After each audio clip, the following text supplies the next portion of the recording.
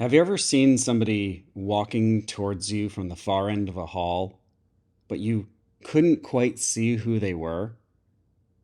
You squint and try to figure out if they're a friend or a stranger, but you just can't tell until they're closer.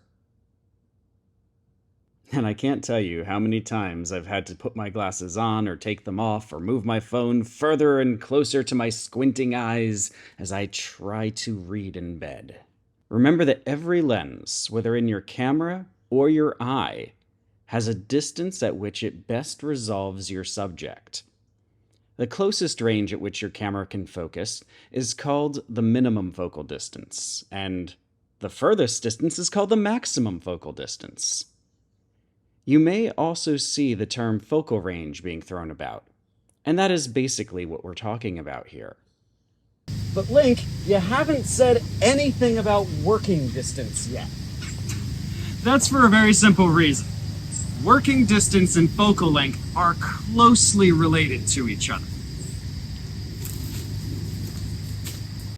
Working distance is a combination of focal ranges, lighting, and your personal taste as a photographer.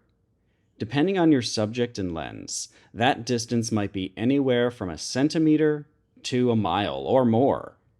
As the photographer, it is your job to find that best working distance and use it to help you compose your photos.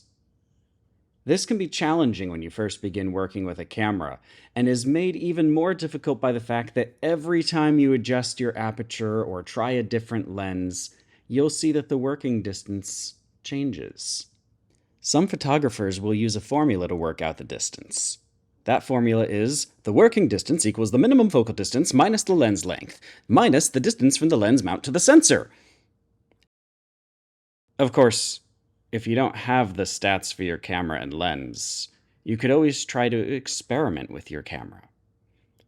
Try setting your aperture and focus, and then take pictures of the same subject at different distances. Note when a photo becomes blurry and when it becomes sharp. Consider your composition and try to find a range where your subject fills about half the frame, is in focus, and is located close to the rule of thirds guidelines.